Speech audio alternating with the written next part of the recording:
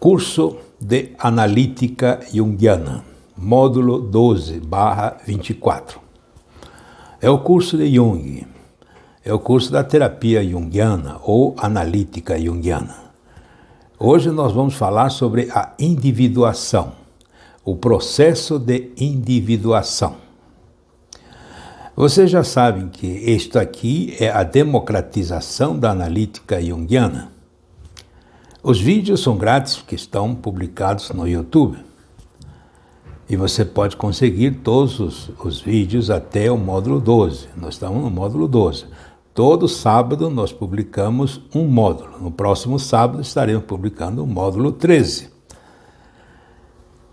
Os vídeos é grátis, eu já disse, mas se você contribuir com R$40 por cada vídeo e enviar o Pix e-mail anpc2018@gmail.com, enviar o comprovante para o Zap 6198-340-6632, nós matricularemos você imediatamente e enviaremos a apostila correspondente a esse módulo.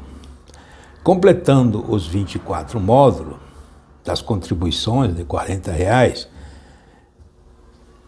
você automaticamente vai receber o certificado de analista junguiano e a carteira colorida em PVC, com número de registro, com seu retrato, e seu nome vai aparecer no site da ANPC. Se você quiser, pode ser o curso de pós-graduação livre em analítica junguiana. Se você quiser os dois, basta contribuir 2 vezes. Você pode, em qualquer momento, enviar. Hoje estamos no módulo 12. Se você está chegando agora, você não precisa contribuir com os 12 ao mesmo tempo. Pode contribuir com 2, com 1, uma coisa assim. Nós vamos enviando pouco a pouco. O importante é que você, no final, complete as 24 contribuições. Muito bem. Dito isto, nós vamos falar sobre a individuação. Na teoria junguiana, ou na terapia junguiana, a individuação é o processo de cura. É o processo mais complicado e é um processo de cura. Assim como em Freud, existe um processo para chegar à neurose transferencial, que vai promover a cura, em Jung tem o processo da individuação. O analista junguiano, ou terapeuta junguiano, ele tem que promover no seu paciente esse processo da individuação, necessariamente. Porque ao promover a individuação, naturalmente vai corrigir e vai resolver os problemas que estão antes, que nós vamos mencionar. Esse é o processo da individuação. Também existe a terapia junguiana, que nós vamos falar. Mas o processo de individuação, especificamente, é uma cura. Você pode até fazer sozinho, né? Você pode conhecer esse processo e fazer sozinho, conhecendo o processo de individuação e as partes que formam a individuação, o processo de individuação. Então, vamos falar. Consciente ou inconscientemente, cada um de nós tende à autorrealização. A autorrealização é o processo da individuação. Nesse processo tão infestado dos perigos da alma, das tentações de autoalienação ou de despersonalização, queremos tornar-nos nós mesmos, naquilo que temos de mais íntimo, único, incomparável, pessoal. Queremos individualizar-nos. Jung emprega o termo de individuação para indicar o processo pelo qual uma pessoa se torna um indivíduo completo, um indivíduo psíquico. Isto é, uma unidade ou todo separado, indivisível e ciente de toda a sua potencialidade. Não é uma espiritualização, não. A individuação é você se autoconhecer, você desenvolver toda a sua potencialidade, porque você vai fazer o acesso no seu profundo do seu self. Mas vamos ver isso em parte. Nós já falamos um pouco disso, não da individuação, mas dos elementos dos cinco arquétipos que formam a personalidade. Hoje nós vamos não repetir, mas vamos falar deles de uma forma um pouco diferente, porque o processo de individuação justamente envolve esses cinco arquétipos da personalidade. Vamos fazer uma comparação da estrutura psíquica de Freud e de Jung, para que você entenda. Você deve conhecer a estrutura freudiana e a estrutura junguiana, porque hoje, antigamente, nos anos 70, as pessoas vinham para a terapia freudiana ou a terapia junguiana. Hoje, provavelmente, você vai encontrar uma pessoa que começa com a terapia freudiana e necessariamente você precisa, num determinado momento do processo, passar para a terapia junguiana. Então, é preciso entender, conhecer. E falando de conhecer da estrutura freudiana, nas sextas-feiras nós temos o curso de psicanálise clínica. Muito bem. Na estrutura freudiana, nós temos o ego, o superego, o id e o superego. Nós temos o ego como elemento central. O elemento central da estrutura psíquica de Freud é o ego. É o que tem de mais importante e o que precisa ser cuidado. Tem os seus mecanismos de defesa e tudo mais. E o ego está em constante luta, diríamos assim, com o id e o superego e a própria realidade. Muito bem, e tem também o consciente, pré-consciente e o inconsciente. E Jung também tem o consciente e o inconsciente, só que ele acrescenta o inconsciente coletivo, como nós já falamos. Mas independente disso, nós vamos falar dos elementos que formam parte da estrutura da personalidade de Jung, que seria o ego, a persona, a sombra, o ânima e animus e o self. E o ego, embora seja muito importante na estrutura junguiana, não é o mais importante. O mais importante é o self. Mas isso é uma outra história, nós vamos entender isso. Na linha freudiana é só o ego e pronto. PT saudações. Na linha junguiana existe o ego e existe também a sua correlação direta com o self. Essa ligação do ego e o self é o que nós vamos chamar de terapia junguiana ou individuação. Assim falando, nós temos aqui a estrutura psíquica de Freud e de Jung. Já falamos de Freud, agora de Jung, por exemplo, formado pela consciência, o inconsciente pessoal e o inconsciente coletivo. E a estrutura de Jung é formada pelos 5 arquétipos principais, que é o ego, persona, sombra, ânima, animus e o self.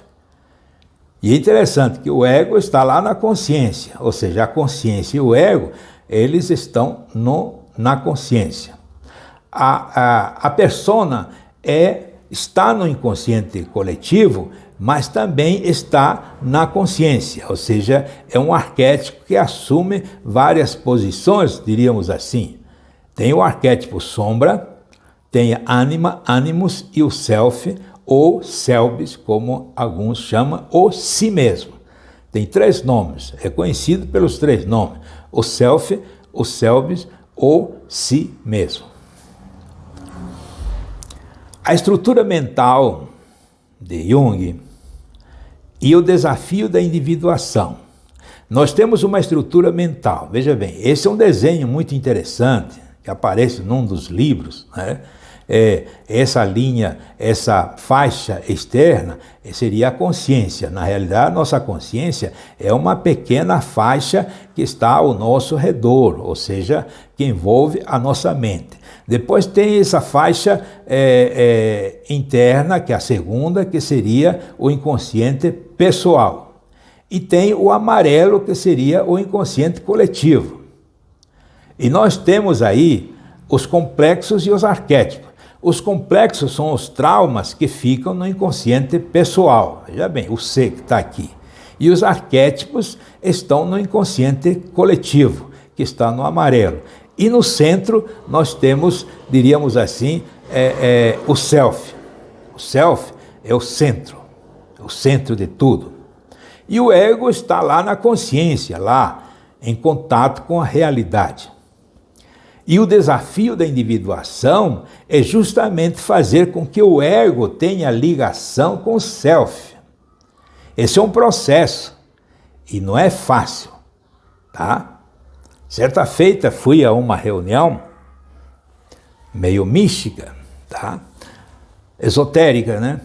E a pessoa, num determinado momento, era uma quarta-feira, fui fazer uma conferência, depois da conferência fizeram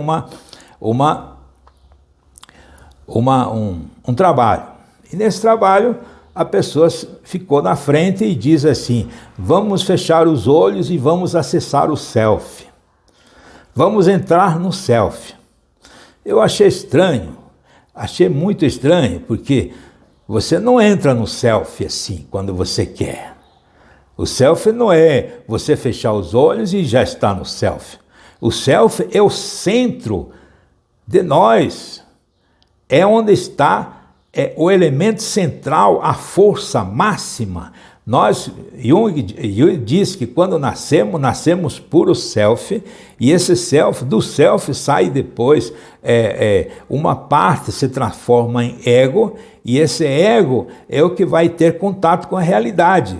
Mas ele precisa continuar tendo contato com o self.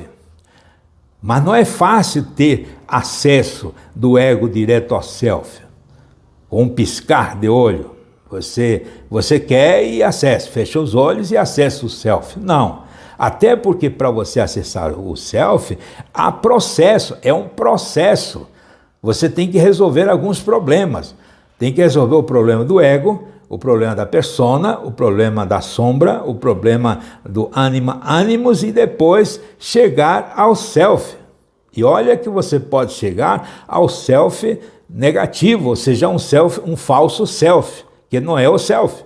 É um arquétipo que se aparece como o self, mas não é o self. Então, é um processo, não é uma coisa comum, uma coisa fácil, uma coisa que você fecha os olhos e pronto, você está lá.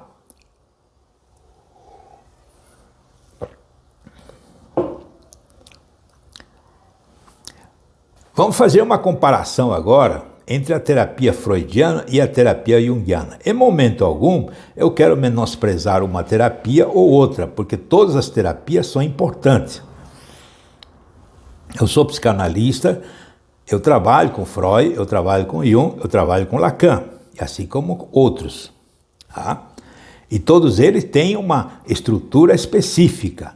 Existem pessoas que só se adequam à terapia freudiana e tem outros que só se adequam à terapia junguiana. Mas uma coisa me chama a atenção e eu quero chamar a sua atenção com relação à estrutura de Freud e à estrutura de Jung. E é o seguinte, o ego freudiano e o ego junguiano. O ego freudiano, ele está, eu já disse, em constante luta com o id, o superego e a realidade. E ele precisa de mecanismos de defesa para se defender, porque senão o ego se parte no meio e se torna o splitting, ou seja, ele pode fazer a esquizofrenia, pode se dividir no meio ou pode simplesmente morrer, diríamos assim, numa forma metafórica. Tá? E quando isso acontece, dificilmente você... É impossível na terapia freudiana recuperar um ego que se dividiu. Não existe mais forma. na terapia freudiana. Só um psiquiatra que, através de drogas e remédios, né, unificantes, e aí por aí já é, mas isso já é problema da psiquiatria.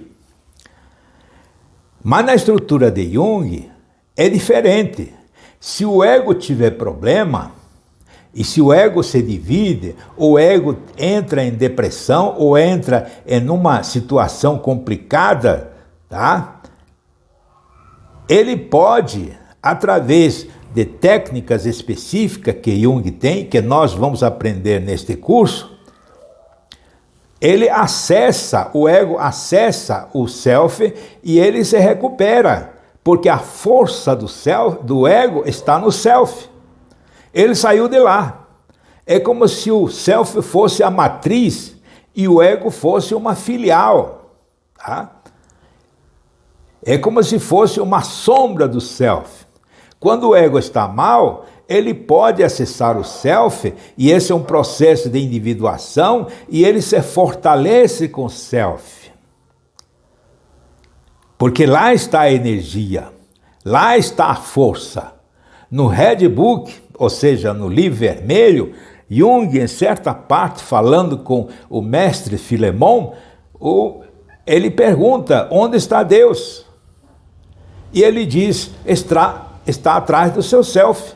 Ou seja, o self seria uma forma de acesso ao próprio Deus. Tá? E isso combina com o que está escrito nos livros sagrados, na Bíblia. No seu interior é que você vai acessar o Deus, não é do lado externo. Não é para fora que você vai acessar Deus, mas é internamente. É através do self. O self que tem o poder, a força, é o que ele veio com você. Quando você veio, quando chegou a este mundo, quando você foi jogado a este mundo, como diz Heidegger, você trouxe o self, trouxe uma malinha. Esse self é o que acompanha você.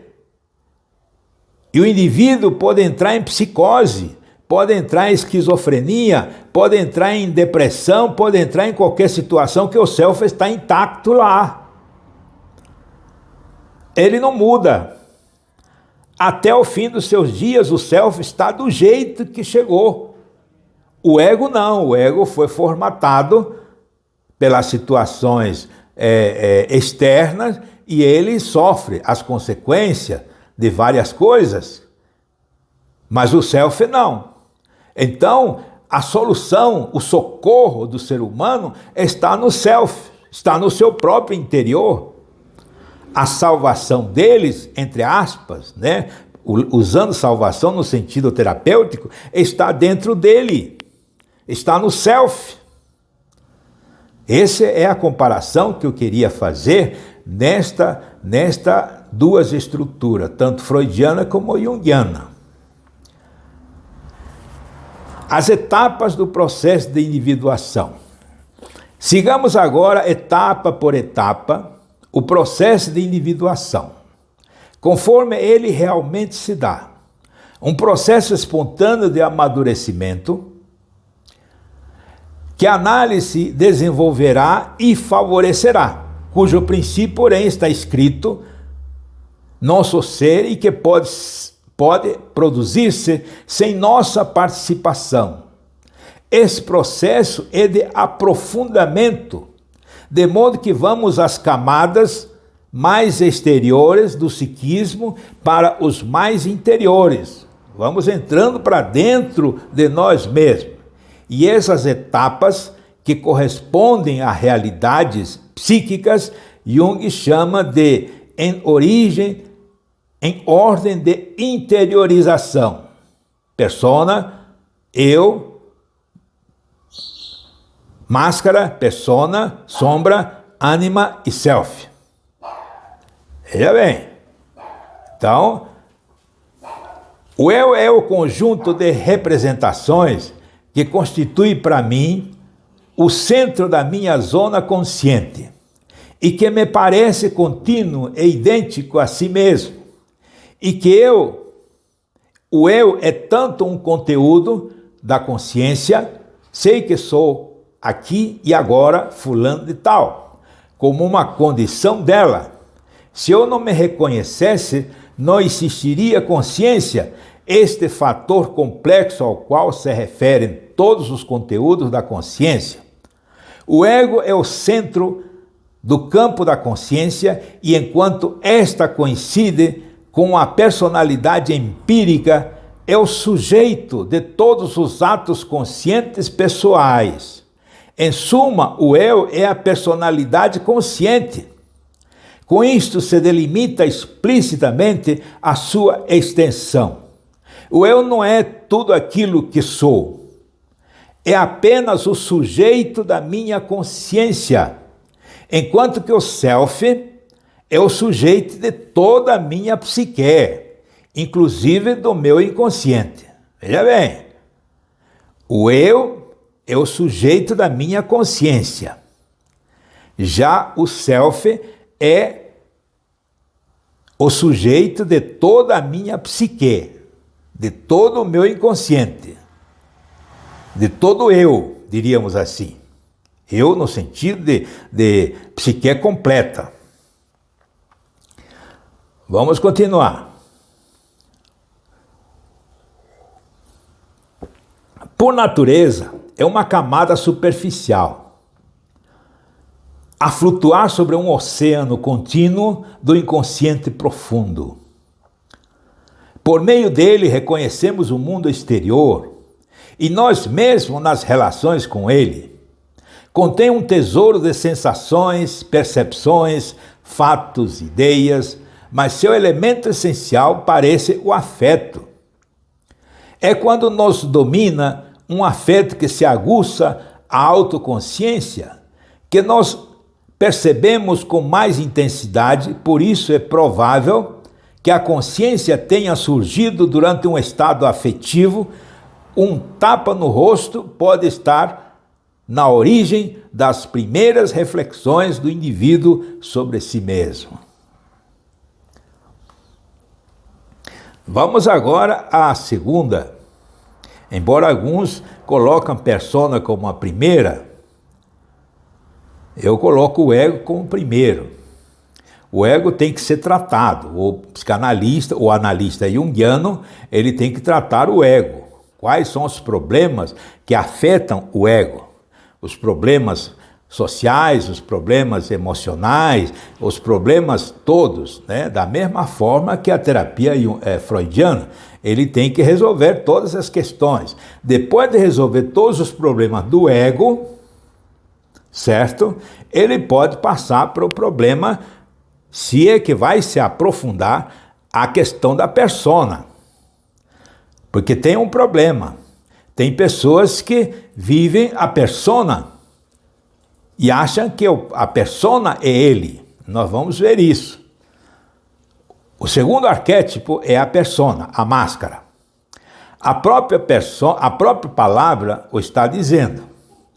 É nós a aparência, face que mostramos por fora, cujo papel é proteger nosso rosto verdadeiro, mas que infelizmente a miúde não só esconde, senão destrói. Se você não tiver cuidado, a persona, diz Jung, pode colar no seu eu e você deixa de ser você e passa a ser a persona, que é uma máscara que você coloca diante da sociedade. Quantas pessoas vivem apenas a máscara e não vivem o eu verdadeiro? Todos ocupamos a sociedade um certo plano, ou todos desempenhamos certo papel no palco da sociedade. Muito bem. Vamos continuar falando da máscara, porque isso é muito importante. É, pois, uma necessidade tanto para proteger nossa intimidade contra a intrusão do mundo exterior, como para nos adaptarmos a ele. Se quiser, porém, avançar no autoconhecimento, o homem tem que estar bem consciente da sua aparência. Só assim impedirá que o parecer substitua o ser. Alguns falam assim, tem que ser e não aparecer, e não parecer. Esse parecer é justamente a máscara. Esse é um segundo processo que você tem que vencer, tem que resolver essa questão. O analista tem que ver essa questão, tem que resolver essa questão. E essa persona pode ser qualquer situação, qualquer problema. Ele pode ser um juiz, pode ser um professor, pode ser um doutor, pode ser um advogado, e que cola no seu eu e deixa de ser João para ser ele, a persona. Todos projetamos uma sombra. Agora vamos falar da sombra, que é o terceiro elemento. A sombra é o terceiro elemento. E é muito importante entender o que é a sombra. Todos projetamos uma sombra. Ninguém pode dizer que não tem sombra. O que vale no físico, vale no psíquico também. Assim como você produz sombra aqui, tem sombra no psíquico. Em contraposição, à luz da consciência, existem 1000 partes escuras que consistem nos pensamentos, desejos, sentimentos, tendências, funções recalcadas ou perdidas para a consciência ou porque consideradas como condenáveis ou simplesmente porque não foram desenvolvidas. Mediante a imagem da sombra, Jung designa em grande parte o nosso inconsciente pessoal. Foi a região do inconsciente em parte descoberta por Freud, ainda que ela contenha não apenas recalques sexuais, mas todas as torpezas imagináveis que é capaz a natureza humana. Nenhuma época anterior à nossa viu descrição mais minuciosa da nossa parte sombria. A história humana, ela é testemunha da manifestação da sombra que o ser humano produz. Ninguém quer tratar a sombra. Todos usam a sombra para ter o poder, para se sobrepor sobre as pessoas. A sombra é terrível. Quando você fala que o poder corrompe, eu diria a sombra corrompe. Foi por isso que Freud provocou resistências, não apenas da parte daqueles que se iludiam acerca da essência humana, na época dele, mas também daqueles que, não se iludindo quanto às trevas que existem em nós, objetavam que, enfim e essencial, não é a sombra, mas o corpo que o projeta. Mas a sombra existe.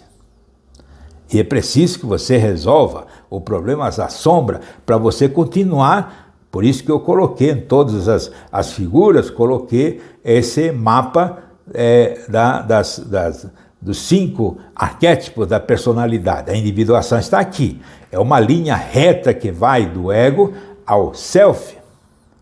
Para você caminhar, primeiro você teria que resolver o problema do ego. Egoísmo, egolatria e etc, etc. E os problemas, todos os problemas. Depois vem a persona, que é justamente todas essas questões que estão no nosso inconsciente pessoal, que, como Freud muito bem, quando chegou aos Estados Unidos, ilustrou na universidade, quando diz que essas questões é como se estivessem dentro de um quarto fechado e ele fica batendo naquela porta querendo sair. Se sair, dá problema. Se ficar, também dá problema. Muito bem, essa é a sombra. Mas a sombra, o recalque da sombra, a pior atitude para com a sombra seria a de recalcarmos o seu conteúdo, pois estaríamos provocando-o a revoltar-se. Por via de regra, reprimimos nossas tendências antissociais, isto é, eliminamos-las deliberadamente. Existem, porém, tendências de caráter dúbio que recalcamos de entrada, não por serem antissociais, mas porque não são convencionais ou socialmente aceitas. Muitas tendências nossas nós recalcamos propositalmente, até para aparecer sociável diante das pessoas, mas isso é por falta da própria individuação. E também dúvida o motivo pelo qual as recalcamos. Alguns o fazem por preguiça, outros por moralidade convencional, terceiros por questão de reputação. É preciso resolver essa sombra, mas a sombra é muito importante, nós vamos ver. A aceitação da sombra. Há um grupo, uma linha junguiana, que fala muito da aceitação da sombra. Nós temos que aceitar a sombra. Eu discordo. Você não deve aceitar a sombra, mas também não pode rejeitá-lo. Nós podemos alquimizá-lo. É aí que está a alquimia junguiana. É isso que aparece no livro vermelho. É uma das questões fundamentais do Red Book. Esta bela palavra humano, em seu sentido último, não designa nada de belo, vitorioso, inteligente e sim uma média inferior. A resistência que opomos a este homem verdadeiro, ao homem mais feio em nós, a angústia que em nós provoca, prova com que força nos atrai o inferior. Seria uma ilusão inútil querermos separar-nos dele. Além disso, desconhecer-lhe-nos-íamos o sentido e o valor. Todo cume não tem de ter um abismo correspondente. Toda luz tem uma sombra. Todo bem tem um mal. Mas a miúde, o homem não quer ver. Não quer aceitar o seu lado sombrio. Não se encoraja bastante para encará-lo, porque o encontro consigo mesmo é o que há de mais desagradável. Meu amigo, o problema mais terrível que o ser humano encontra nesse caminho da individuação é justamente a sombra.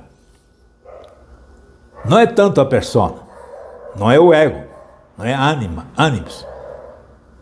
Mas para chegar ao self, é preciso resolver o problema da sombra. Ou você aceita realmente, mas é preciso entender o que é aceitar. Como seria se aceitar?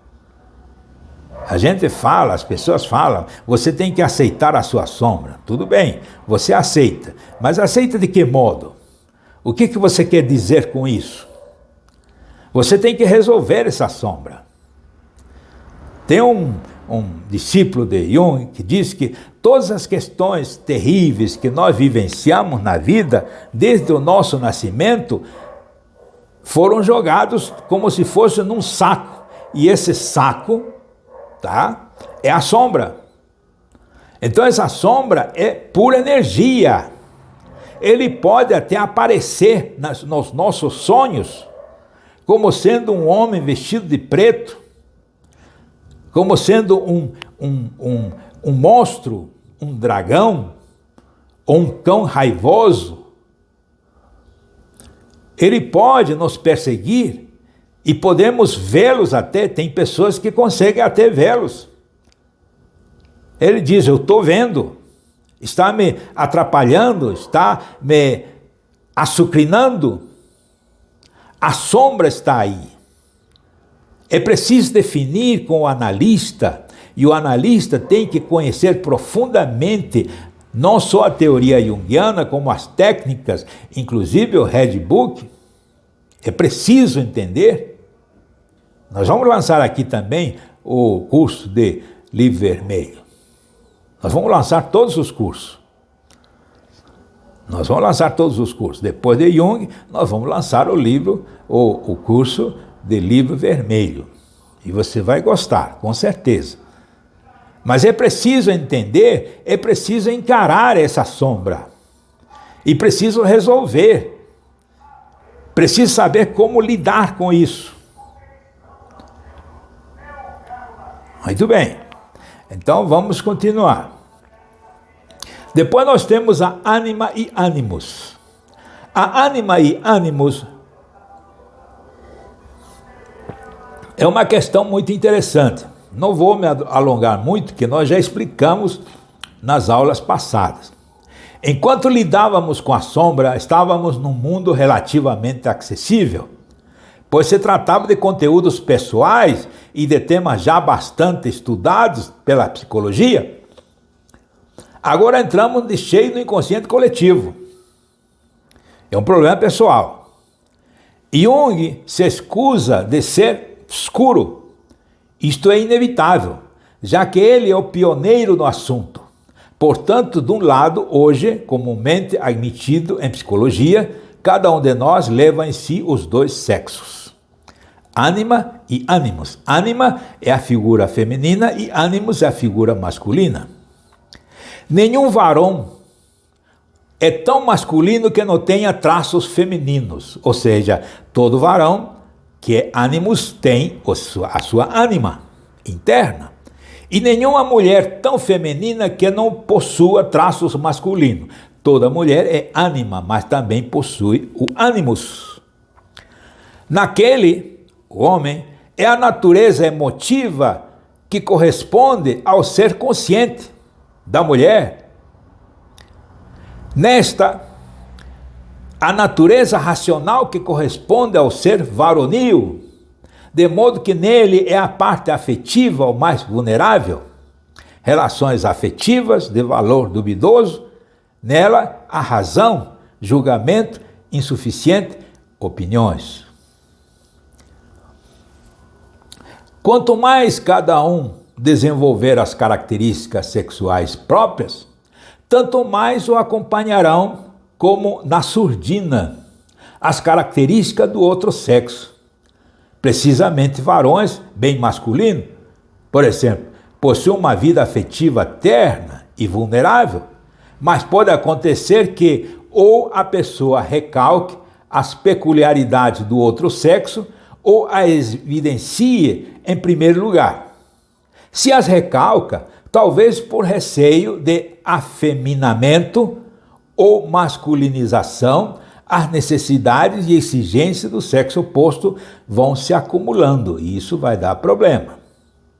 No inconsciente, onde o induzem a erros graves, emocionais no varão, racionais da mulher, nele, por exemplo, essas tendências recalcadas vão fazer com que, na escolha da mulher amada, dirija-se precisamente àquela pessoa que melhor corresponde à sua feminilidade inconsciente, em quem, portanto, poderá projetar esta.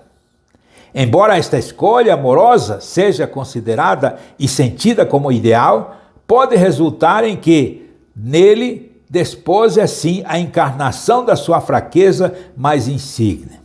Se, pelo contrário, a pessoa dê primazia às características do sexo oposto, vivendo o varão dominado pela sua afetividade inconsciente. É uma questão de definir e conviver e equilibrar. É a sua escolha. E o psicanalista, naturalmente, tem a grande função de conversar, de explicar e de conduzir. A diferença entre a terapia freudiana e junguiana é que o terapeuta freudiano ouve o paciente e o terapeuta junguiano conduz o paciente. São duas questões diferentes, duas posturas diferentes, porque Jung tem que conduzir o paciente para dentro de si, para encontrar o self. E ele mesmo tem que ter encontrado o self já. Eu já vi terapeutas, psicanalistas, analistas junguianos, que nem imaginam ter acessado o self, nunca, jamais. No entanto, eles são terapeutas junguianos. Vamos falar do self agora. É muito importante, porque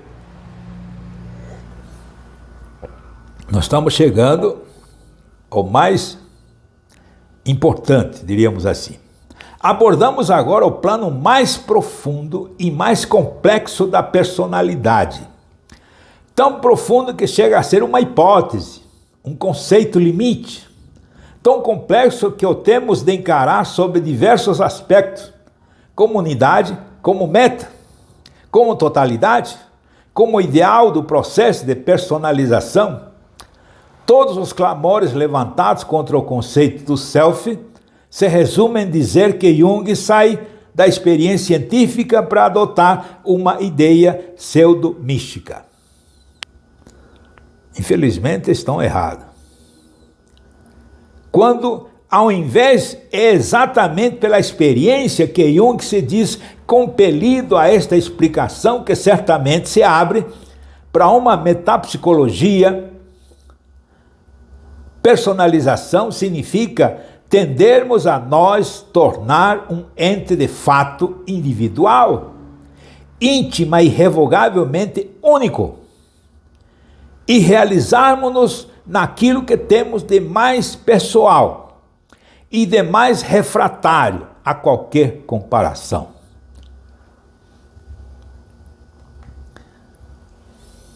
Poderíamos mesmo traduzir a palavra personalização por realização de si mesmo, ou realização do seu self, que Jung gosta de usar a palavra de o opus magnum, que é a grande obra, você realizar o seu opus magnum. Heidegger dizia que nós temos o nosso opus magnum, você tem que fazer o seu opus magnum. O próprio Messias falava que você tem que ter a sua obra, tem a sua missão. E essa missão, primeiro, é chegar ao seu self, para você até entender qual seria a sua missão. Importa, pois, não confundamos personalização com realização do eu. O eu é externo, o self é interno. Já que o eu é apenas parte da totalidade psíquica, e eu centro apenas da minha zona consciente, ao passo que o self é da psique inteira, do inconsciente inclusive. O eu estaria subordinada e estaria no centro superior, está inferido no centro superior, o self, que seria o centro da personalidade total, ilimitada, indefinível. E é por isso que é impossível para nós abarcarmos o self, porque isto pressuporia que uma parte possa compreender o todo. Não esperamos, pois, chegar a uma consciência aproximada do self, já que por vastos que sejam os aspectos que nós mesmos que conscientizaremos, sempre restará uma massa imprecisa de inconsciência que também faz parte do self. Este será, pois, sempre uma entidade mais ampla. Agora vamos falar da totalidade. Veja bem, falamos do self. Agora vamos falar da totalidade. A totalidade é o quê? É tudo. Durante sua longa experiência clínica, um fato espanta Jung. Nos desenhos e sonhos dos pacientes, surgia com frequência uma figura redonda ou quadrada, com os mais diversos conteúdos. Perplexo diante desse fato, não dispunha, porém, de nenhuma indicação para compreendê-lo, até o momento em que se contactou com o simbolismo asiático e encontrou nas culturas religiosas da Índia, China e Tibete, até chegou a ir lá, imagens de uma semelhança notável com os dois pacientes que nada sabiam dessas culturas. Adotou, então, para esses produtos do inconsciente, o mesmo nome que no Oriente lhe davam, mandalas. Claro, difere as mandalas dos pacientes, interpretados em função das realidades psíquicas, que supostamente se manifesta neles. E as mandalas orientais, expressões religiosas objetivas, mas Jung não fez esta distinção. Para ele, a mandala descreve e simboliza a totalidade psíquica, protege e defende-a contra o exterior e procura conciliar as oposições interiores e pôs um verdadeiro símbolo do self. A totalidade inclui tudo, tudo que você possa imaginar. É o ser humano em contato com tudo. E nós temos essa ligação. Aqui eu coloquei um desenho da individuação segundo Jung. Eu preciso explicar. É o ciclo de cura. Eu vou explicar e seria bom você depois tirar uma cópia, alguma coisa assim, deste desenho para que você entenda. Quando nascemos, tá? Nascemos na complacência. Nós estamos na complacência, a criança se complace. Ele está no estado inflado. É a religação consigo mesmo, ele está ligado consigo mesmo. O eu e o self estão juntos. E aí seria a inflação passiva. E aí continua, é um ciclo. Quando você cresce, ou quando você está com 20 anos ou mais, porque esse ciclo acontece constantemente na sua vida. Acontece a inflação. O que seria a inflação? Quando você acha a identidade entre o ego e o si mesmo. É o complexo de Deus. Existe a inflação do eu. Quando essa inflação é ativa, aí acontece o ato inflado, o heróico. Esse ato inflado, heróico, é justamente o que causa a sua rejeição, e aí você cai. Aí cria a doença. Aí você é rejeitado pelo seu próprio self. Você entra em depressão, entra em uma série de problemas e você passa a ser objeto da sombra e por aí afora. É a doença. Aí acontece a alienação de si mesmo.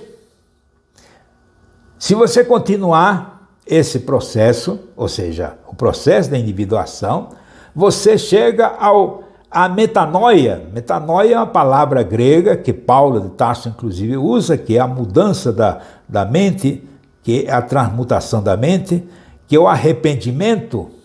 Tá? Existe o arrependimento, você se arrepende. No hebraico seria o teshuvah, você se arrepende, você muda. Você passa a ser humilde porque você já enfrentou os problemas que você tinha enfrentado e por causa disso você se torna mais humilde. Há um desmembramento de você e quando isso acontece a cura. O seu self, a totalidade o aceita de novo. Aí acontece a cura. Quando acontece a cura, novamente começa o processo da inflação passiva, que normalmente as pessoas que são curadas voltam a ficar doentes. Por quê? Justamente porque esse é um processo, é um ciclo, é o que chama de ciclo da cura. É muito interessante este desenho explicando o processo da cura. As funções de cada um no Red Book, é o que nós vamos estudar lá. Nós temos o ego, nós temos a persona, nós temos a sombra, nós temos ânimos e nós temos o self. O ego, que está lá, que é o azul, é o contato com a realidade, é o articulador dos objetos. É com ele que você vai fazer o seu processo de individuação. A persona é o seu desafio, o desafio de manipular. A sombra, Wolfram, que é um dos grandes discípulos de Freud, uma das grandes discípulos de Freud, chegou a dizer que a sombra é o chumbo negro que pode ser alquimizado para se tornar o ouro dos filósofos. Essa sombra que tanto te faz mal pode ser transmutado. Isso chama-se alquimia junguiana. A alquimia junguiana é justamente transmutar a sombra, que é o chumbo, em ouro. Você pode fazer isso. Você deve fazer isso. Até para alcançar a sua individuação. Porque a sombra, nós tínhamos falado um pouco antes, de que a sombra é o quê? Está cheio de energia negativa que você mesmo produziu durante a sua vida, desde criança. São energias negativas que você produziu, seu choro, sua raiva e tal. São todas energias que você produziu que estão, diríamos assim, engarrafado num determinado lugar e que pode ser transmutado e transformado em ouro, em energia positiva, e justamente para te dar a força necessária e para poder continuar com seu processo de individuação. Animus é a postura escolhida diante do mundo. E a totalidade, o self, seria o centro da força, do dynamis, no grego, que alimenta o ego e fornece a forma titânica para o acontecer, para você fazer o seu opus magnus. Essa é a democratização da analítica junguiana. Os vídeos são grátis. Esse vídeo está no YouTube. Mas se você contribuir com um Pix de R$40, pelo Pix e-mail anpc2018@gmail.com e enviar o comprovante para o zap 6198-340-6632, nós estaremos matriculando você e quando completar os 24 vídeos, você receberá o seu certificado e carteira e o número de registro, ou o seu certificado de pós-graduação. Faça isso. A democratização da analítica junguiana. No próximo sábado, nós estaremos com o módulo, no 20, aliás, está errado, né? Já é em setembro, né? Esse aqui era o 12, né? Nós estamos no 13, eu não atualizei aqui. Mas no próximo sábado nós estaremos com o módulo 13.